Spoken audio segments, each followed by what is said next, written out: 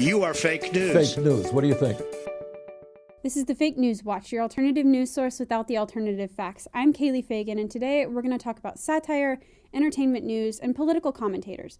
Just a few forms of the fake news that can sometimes be hard to distinguish from verifiable reporting because, well, they're designed to look like the real news. We'll look at a few examples of how each type of media is reacting to Trump's recent decision to roll back federal guidelines for schools regarding transgender students and the bathrooms they're allowed to use.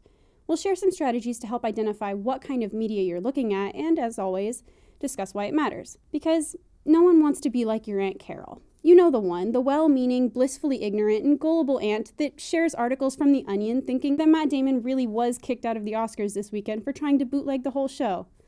Oh, Aunt Carol. Let's start with the easy one, satire. The very nature of satire is that it's fictional, designed to make a statement about politics or society at large. Satire has been used for over 100 years to point out the hypocrisy and logical fallacies of both the left and the right, with the reactions to Trump's decision about bathroom guidelines being no exception. Popular conservative cartoonist A.F. Bronco published this after the announcement, and The Onion, a famous left-wing satire newspaper, had a slightly darker approach to the issue. Then we have entertainment news. We usually see this on cable TV and in tabloids. Entertainment news tends to be a little bit harder to identify. Daniel C. Hallin, a communications professor, author, and media analyst, help us to get a better understanding of where exactly these shows come from and what makes them so popular. You know, the boundaries between different kinds of news and also different kinds of programming in general have broken down a lot. So it used to be that there was a very hard line between news and entertainment. Now television news has changed dramatically, and we have a lot of kind of hybrid forms, right? And among other things, it's much more kind of personality and opinion oriented than traditional news. So essentially, lots of these shows look and sound like journalism, but spend more time being trendy than paying attention to the fundamental aspects of reporting, like facts and objectivity. And the easiest way to grab a viewer's attention is usually with aggressive arguing. See what I mean in these clips from MSNBC and Fox News. Why do you think Trump's doing this? He's a big city guy. He's grown up in an environment of all kinds of orientations. He doesn't strike me as some yahoo who's decided, I don't know anybody like that.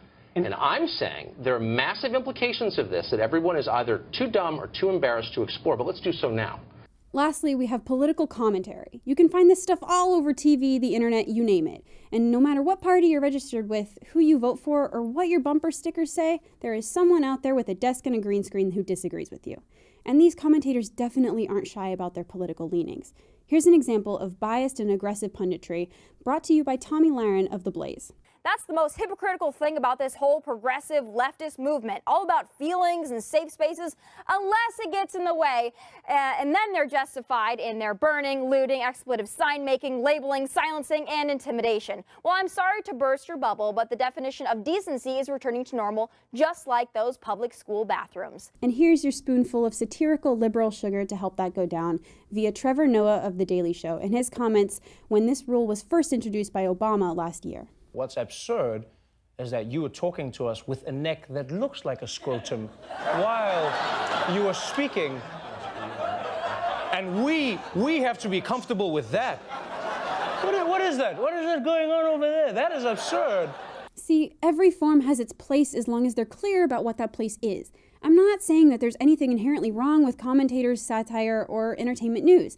I personally watch almost every program that we've mentioned so far. Watching is not the problem. These shows become a problem when we trust them to inform us rather than entertain us. And so often we pick our favorite source of this semi-journalism, usually the one that confirms our preconceived biases, and we trust them solely to inform us about what's going on in the world. Don't just take my word for it that this is a problem. Facebook shares reveal that there are more than a few people who say that Lahren's Final Thoughts or The Daily Show is their sole source of news, and even more embarrassing are the poor people that have fallen victim to the convincingly realistic headlines from The Onion, including Aunt Carol and the actual press secretary of the United Freaking States. It's true, Sean Spicer retweeted a video from The Onion that was actually mocking him, presumably because of a subtly sarcastic headline that he obviously didn't read very closely. You may be thinking, why are websites and shows allowed to keep making content that looks so much like news, but isn't? Well, the FCC gets so many complaints about broadcast journalism that they published a statement in 2015 that said broadcasters may not intentionally distort the news, and that rigging or slanting the news is the most heinous act against the public interest. but they don't have much power to act on these complaints because of the First Amendment. So it's really up to the consumer to discern which programs are meant to be informative and which are only meant to be entertaining. We asked Dr. Hallin what advice he would give to the average person looking to be more aware of the media they consume. And he said this: be a little bit more active in diversifying their sources of information, and among other things, not to rely narrowly on social media. So what this all boils down to is media literacy. If you know what you're reading or watching and you regularly check in with a couple other news sources, then you're probably fine. Entertainment news serves an important purpose in our media landscape, but objective, verifiable reporting is the backbone of our democratic system, and that deserves protecting. With that in mind, please remember to support accurate, verifiable news and flag anything that might look a little fishy. Long story short, seek the truth and share it.